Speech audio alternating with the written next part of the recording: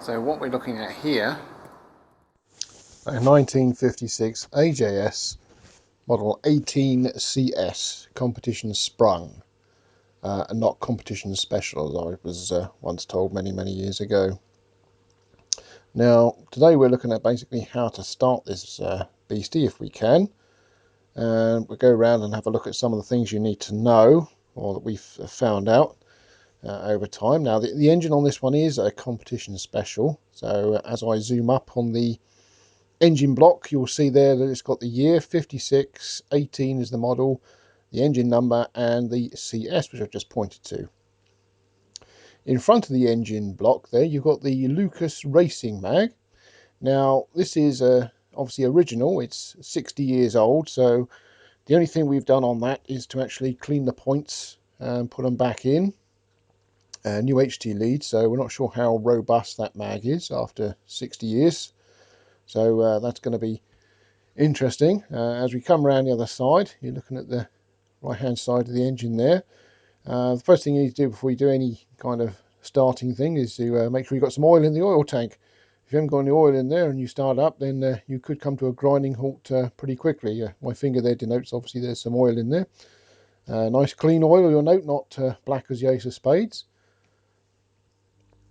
Moving from that, you can see the right hand fuel tap there. That's your normal running fuel tap.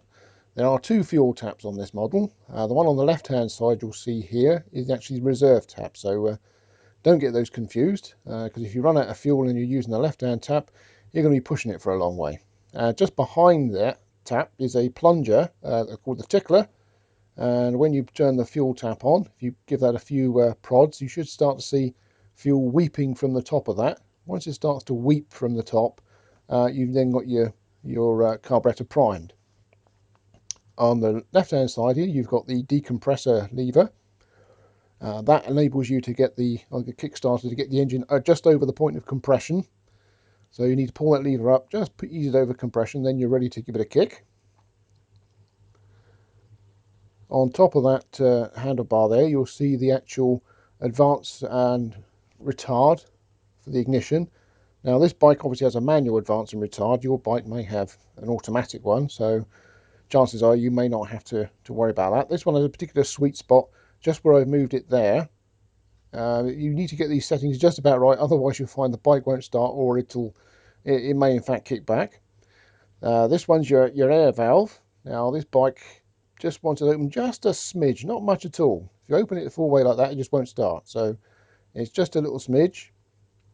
Again, I probably need to mark that. It's got like a sweet spot where it wants to be, which is good. Now the throttle position needs to be fully closed on this. I've tried having it open a little bit and it just won't go. So there I'm just pointing at the end where the HT lead comes out. So I had a replacement HT lead on this, but that's as far as we've gone. Whether or not we'll look at changing the ignition to an electronic one, to see if we can get a good spark for starting, which might help, I'll look at later on. At the moment I think the mag is getting weak, the spark's a bit weak, which means that starting can be a bit of a long process. Once you've got it going, it seems to go okay. I've given it a good little thrash up and down the driveway, and it seems to pick up all right. But how it will be in longer term service is well, you'll find out on that if I'm end up by the side of a road.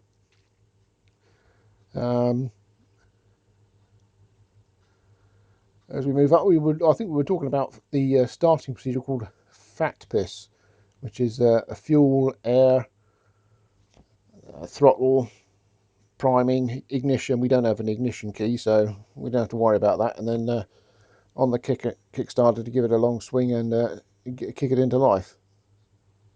Throttle closed, and then with this, as you can see, it's right on compression there. So what I do there is we use our valve there, valve lifter, just pull that up, ease that over compression just a smidge, and away you go. So I'll put the camera on the tripod and see if we can get it back into life again. It'd be a miracle if I can, but there we go. We've done it once, we should be able to do it again. So Camera on tripod. Prepare for a good laugh, everyone. The wise old sages know how to start these things. But for the likes of me, who's coming into it fairly new, it's all on like a black art. A bit like Darth Vader. So, a bit.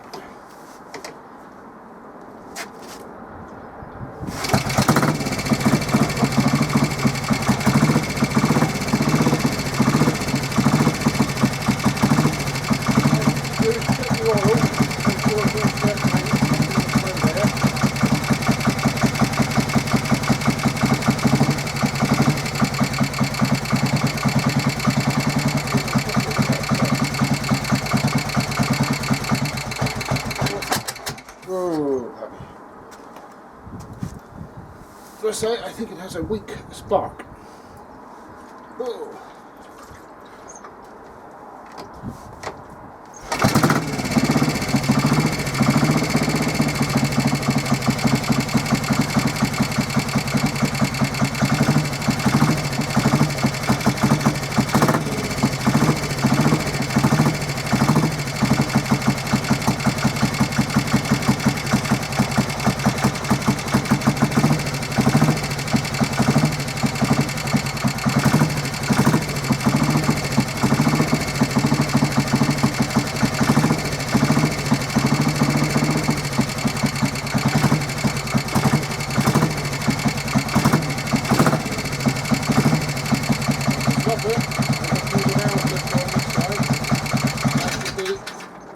By using a valve lifter, then it'll stop. So that's the basics of it. Now, obviously, mine petered out quite easily, so which makes me wonder if our little sparkling device down here isn't quite providing the energy it used to when it was new, which is a bit of a shock after 70 years, really, isn't it? But there we go. If you're leaving a bike for any length of time, make sure the fuel taps are off both sides in case you put one on. And if you're leaving a bike for any period of time, make sure it's in compression. That's now in compression, which is what my dad always has told me to do. He said that way you make sure both valves are shut, so you don't get any foreign bodies creeping in there, and you stop all the damp and other rust and nasties that can get in there as well.